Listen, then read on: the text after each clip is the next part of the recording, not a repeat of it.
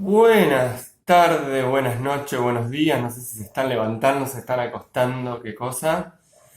Bueno, la verdad que este año no nos hemos visto, ¿sí? Porque la primera semana de clase, bueno, hubo una confusión de horarios y cuando yo tenía que ir a clase había otro profesor dando clase. Bueno, finalmente no los vi, así que no los he podido saludar en persona. Bueno, aprovecho para saludar. Ya todos me conocen. Soy Pablo. Bien, bueno, ¿cuál es la idea de este video? Bueno, es un poco variar un poco el formato de TP virtual, Word, lecturas y demás. Y hacer una especie de cierre de lo que fue esta primera unidad de la materia sobre la tercera presidencia de Juan Domingo Perón, ¿sí? La tercera y última presidencia de Perón, ¿sí? Bueno, entonces la idea es darle un cierre a esta unidad, ¿sí? Bueno, nosotros arrancamos la unidad con lo último que vimos el año pasado en quinto año en historia, así que fue el GAN. ¿Qué es el GAN? El Gran Acuerdo Nacional que la NUCE, el tercero y último de los presidentes de la Revolución Argentina, que era una dictadura, ¿sí? Bueno, la NUCE, ya viendo que el régimen estaba muy erosionado por la opinión pública, había mucho descontento, no solo por el ajuste económico, sino también por el alto grado de represión que tenía el gobierno, ¿sí?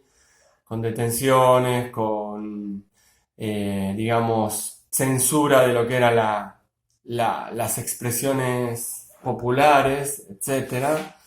Bueno, finalmente la NUCE no encuentra otra solución más que lanzar el Gran Acuerdo Nacional, que básicamente consistía en, digamos, retomar la senda democrática en la cual hay elecciones, hay partidos políticos, la Constitución vuelve a funcionar, el Congreso, o sea, el Poder Ejecutivo vuelve a funcionar, en fin, todas esas cuestiones que estaban totalmente eliminadas porque, bueno, como dijimos antes, era un gobierno anticonstitucional, una dictadura, un gobierno de facto, llámenlo como quieran, pero fue un gobierno que básicamente no fue elegido por el pueblo en las urnas, ¿ok? Bueno, entonces Gran Acuerdo Nacional, bueno, la NUCE pone una cláusula que inhibía a Perón de postularse como candidato a presidente, ¿sí? Entonces, bueno, el candidato del peronismo es Cámpora, que era como una persona de confianza, ¿sí? Héctor Cámpora, no es la Cámpora, ¿sí? Que muchos en los trabajos prácticos me pusieron, sí, porque ganó la Cámpora. No, chicos. La Cámpora es una agrupación que, si se quiere, es actual y representa, engloba a la juventud, digamos, kirchnerista en estos años actuales, ¿sí? Obviamente el nombre La Cámpora es un homenaje a Héctor Cámpora, que fue este candidato que Perón pone en el 73 justo a causa de que él no se podía postular como presidente. Bueno, entonces Héctor Cámpora se postula como presidente. El eslogan era un poquito Cámpora al gobierno, Perón al poder, ¿sí? Básicamente, bueno, así fue. En el, en marzo del 73, Cámpora gana las elecciones, asume como presidente y bueno, y unos meses después Perón retorna al país y se postula como presidente con su esposa María Estela Martínez de Perón, más conocida como Isabelita. Se postulan, o sea, después de que renuncia Cámpora, Perón se postula y gana con un 62% de una forma arrasadora, ¿sí? Eh, y bueno, y en diciembre del 73 Perón asume, ¿sí? Bueno, episodios importantes, bueno, por ejemplo, la asunción de Cámpora, cuando la juventud peronista, que era toda esta tendencia de izquierda, digamos, pide la liberación de los presos políticos, bueno, finalmente Cámpora logra que el Congreso apruebe la liberación, la amnistía para los presos políticos, son liberados, ¿sí? Dentro de esos presos políticos hay gente de Montoneros y hay gente de ERP. ¿Sí? Montoneros, como era peronista, deja de, digamos, detiene su activismo guerrillero, pero el ERP, como era claramente, no era peronista, bueno, en cuanto son liberados, el ERP sigue, digamos, operando y teniendo, bueno, algunos secuestros de empresarios, rescates para, digamos, liberar a los empresarios que ellos secuestraban y demás, ¿sí? Bueno, otro momento importante para mencionar es, por ejemplo, la masacre de Ezeiza. Eso lo han trabajado en los trabajos prácticos. Básicamente, cuando Perón vuelve, el retorno definitivo de Perón en junio del 73, eh, bueno, hay un montón de gente que va a recibirlo y eso, dentro de esa gente está el peronismo de izquierda y el peronismo de derecha. ¿Sí? Ya se empieza a ver cómo hay una fractura dentro del peronismo. ¿Sí? Por un lado, el peronismo de izquierda está identificado con lo que se llamó la tendencia revolucionaria del peronismo, que eran básicamente la JP, la Juventud Peronista, Montoneros, que estaba, digamos, era como el brazo armado de esta Juventud Peronista. Las ideas eran unas ideas de izquierda, revolucionarias, ¿sí?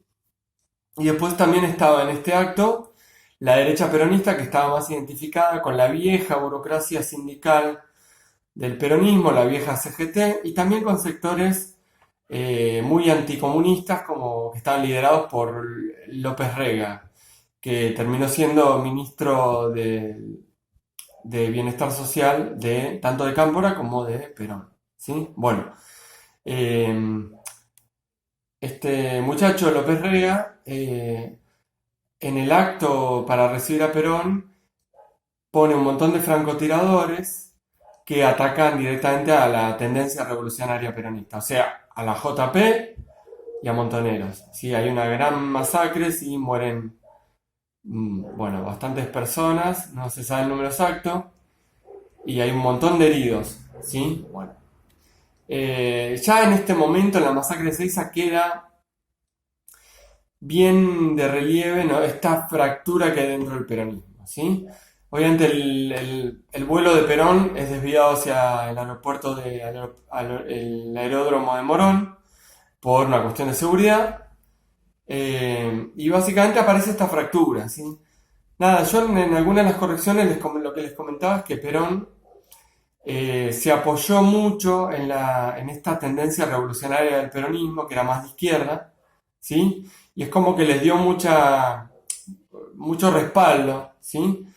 ¿Por qué? Y bueno, porque la tendencia revolucionaria del peronismo fue, digamos, el sector que realmente más luchó contra la Revolución Argentina, a través, no sé, de protestas, a través también de algunos secuestros, a través de operaciones como el secuestro y asesinato de Aramburu, ¿sí? Que lo hizo Montoneros en 1970, ¿sí? O sea, la izquierda peronista, esta juventud revolucionaria peronista, fue la encargada en gran medida de erosionar lo que era la Revolución Argentina, ¿sí? Lo que pasa es que cuando Perón vuelve, se encuentra con un grupo de jóvenes un poco inmanejables y además que de última no... El ideario del peronismo tampoco fue la izquierda en un sentido radicalizado, ¿sí? Por eso Perón finalmente cuando vuelve al país le termina dando la espalda a la JP, a Montoneros, ¿sí? Y se termina alineando más con la derecha peronista que está encarnada en la figura de José López Rega, ¿sí? José López Rega, entre otras cosas, funda lo que se llamó la Triple A, ¿ok? ¿Qué es la Triple A? La Alianza Anticomunista Argentina, ¿ok? Un grupo de extrema derecha que dentro de lo que es ese gran paquete que se llama peronismo, empieza a, digamos, a perseguir y asesinar a mucha gente de la izquierda peronista, a mucha gente de la juventud peronista, a mucha gente de Montoneros, a algunos, digamos, gobernadores que respondían a esta tendencia revolucionaria del peronismo, etcétera, ¿sí? Entonces esta fractura realmente hace que en algún momento Perón termine dándole la espalda a la juventud peronista. Eso sucede en el acto del 1 de mayo. Ustedes recordarán que el 1 de mayo es el Día del Trabajador, ¿sí? Ahora dentro de poco va a ser el 1 de mayo. Bueno, Perón en ese acto le da la espalda y de alguna manera los echa de la plaza a toda la juventud peronista y a Montoneros, ¿sí? Eh, bueno, Montoneros y la juventud peronista tiene algunos cantitos tipo ¿qué pasa, mi general, que está lleno de gorilas el gobierno popular? ¿Sí?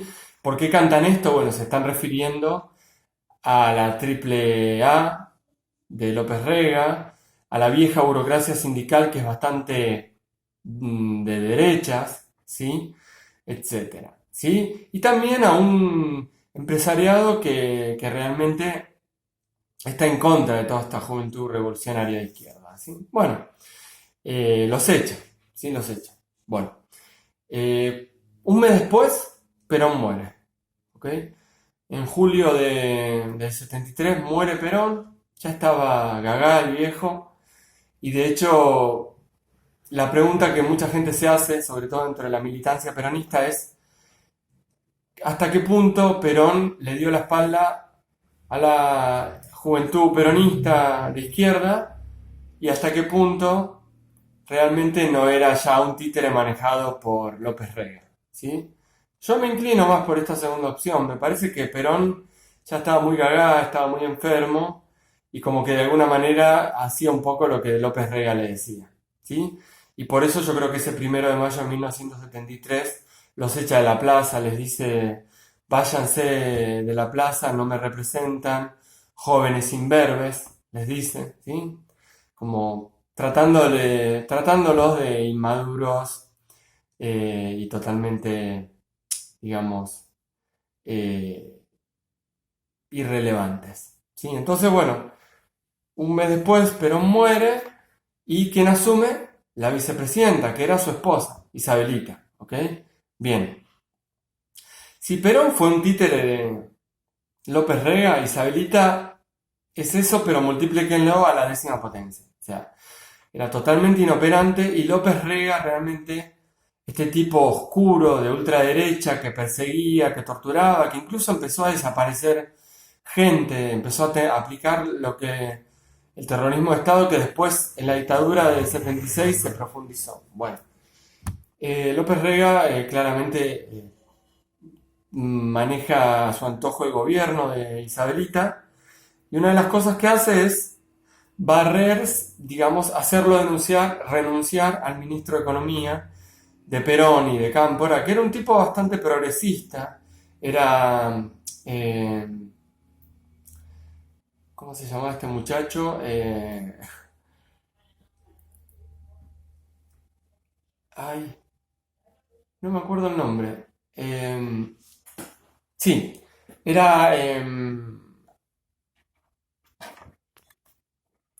era José Bergelbar, sí, recién lo estuve mirando.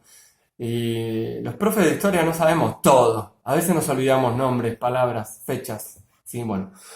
José Bergelbar era el ministro de Economía de Cámpora y de Perón. Y el tipo había hecho lo que nosotros lo vimos también en un trabajo práctico, lo que se llamó el pacto social, ¿sí? El pacto social básicamente era una política que tenía como objetivo que la clase trabajadora recuperara su poder adquisitivo, o sea, mejorar los sueldos, detener la inflación y sobre todo promocionar y ayudar a la pequeña, digamos, pequeña y mediana industria nacional, ¿sí? Entonces, el pacto social consistió en un acuerdo entre la CGT, que representaba a la clase obrera, la CGE, que era la Confederación General de Empresarios, ¿sí? Que representaba a estas pymes, a estas pequeñas y medianas empresas argentinas, a esta industria nacional, y estaba como tercer actor dentro de este acuerdo, de este pacto social, estaba el Estado como árbitro intermediador, ¿sí? Algo muy similar a lo que hizo el peronismo en los años dorados desde 1946 a 1955. Bueno, entonces dentro de este pacto social, los trabajadores y el empresariado nacional acordaron, bueno, unos salarios, digamos, altos, el congelamiento de los precios, o sea, el empresariado se comprometió a no remarcar, no aumentar los precios, y de esa manera se logró detener la inflación, ¿sí? Básicamente, el gran financiador de este pacto social era el sector rural, ¿sí? Entonces, la idea era, con impuestos a las exportaciones y demás, lograr el capital necesario para financiar a la pequeña y mediana empresa nacional eh, eh, argentina, ¿ok? Bueno, el plan se pudo llevar a cabo a medias porque había un impuesto muy importante que Perón quiso llevar adelante, que era el impuesto a la renta potencial de la tierra. ¿Qué era esto? Básicamente, la idea era cobrarle a los grandes terratenientes un impuesto a aquella tierra que no se ponga a producir alimentos o carne, ¿ok? Entonces, era una manera de obligar a los terratenientes a poner esas tierras a producir. Entonces, al producir mucho alimento, mucho cereal, mucha carne, iba a haber muchos alimentos para exportar y también muchos alimentos para el mercado interno, ¿sí? Bueno, ese punto de la renta, el impuesto a la renta potencial de la tierra no se pudo aprobar porque la sociedad rural argentina se opuso y decía que era como una ley muy expropiatoria y muy casi socialista, estalinista, ¿sí? Entonces no se logró, pero bueno, aún así se logró cobrar impuestos importantes a las exportaciones de cereales, de maíz, de carne, ¿sí? Y eso le dio al Estado un capital importante para dar préstamos y dar subsidios a las empresas pequeñas y medianas de la industria nacional, ¿sí? Bien. Otro logro importante fue, por ejemplo, los acuerdos comerciales para, digamos, exportar petróleo a la Unión Soviética y autos a Cuba, ¿sí? Dos países socialistas, ¿sí? Entonces era un plan que estaba bastante hacia la izquierda, porque por un lado le daba poder adquisitivo al trabajador, eso estimulaba el mercado interno, la compra de productos, detenía un poco la inflación y a su vez se alineaba comercialmente con países socialistas, ¿sí? Además, también cobraba impuestos importantes a a la alta burguesía argentina, que siempre fue la burguesía terrateniente, ¿sí? La sociedad rural. Entonces, era un plan económico bastante progresivo, bastante a la izquierda, ¿sí? Obviamente, cuando muere Perón, José López Rega lo saca a Helbar y pone como ministro de Economía a Celestino Rodrigo, que hace un brutal ajuste económico, bien, digamos, inscrito en la lógica liberal ortodoxa, ¿sí? Básicamente lo que hace es una gran devaluación de la moneda, hace un gran incremento en los precios, ¿sí? Las paritarias, que son los acuerdos de los salarios, quedan sin efecto, cancela las paritarias, ¿sí? Saca subsidios a un montón de alimentos y productos de la canasta básica, con lo cual esos productos se incrementan en precio y entonces al trabajador, obviamente, con la inflación que se desató y con digamos, la cancelación de las paritarias, el trabajador pierde un gran poder adquisitivo, ¿sí? Piensen que en ese año, 1975, la inflación anual fue de un 300% más o menos. Como para que tengan una idea comparativa, para poder compararlo con algo, el año pasado tuvimos una inflación del 50%, ¿sí? Y fue una inflación alta, ¿ok? Bueno, esto fue una inflación del 300%, imagínense ese incremento en los precios, cómo puede impactar en el bolsillo de un trabajador al cual se le cancela las paritarias, las negociaciones colectivas.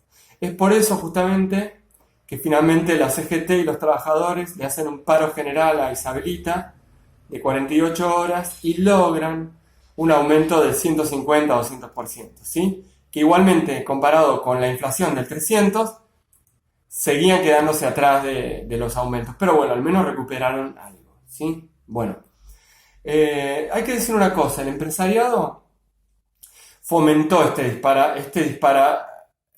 disparada de la inflación. ¿Por qué? Porque les parecía una buena manera de desestabilizar al gobierno, ¿sí? Eso ya lo vimos también en el trabajo práctico. Entonces, hay varios actores sociales que hacen lobby y que operan políticamente para desestabilizar al gobierno de Isabelita, ¿sí? Uno de ellos es el alto empresariado, ¿sí? No por ahí la pyme, pero el alto empresariado opera para que haya una gran inflación, que eso desestabilice y deslegitime al gobierno, ¿sí? Y bueno, y lo logran realmente, ¿sí? Los medios de comunicación obviamente cooperan en esto, ¿no? Como que ya se rumoreaba la idea de que hubiera un golpe de Estado militar, que es el golpe que finalmente ocurre el 24 de marzo de 1976, ¿sí?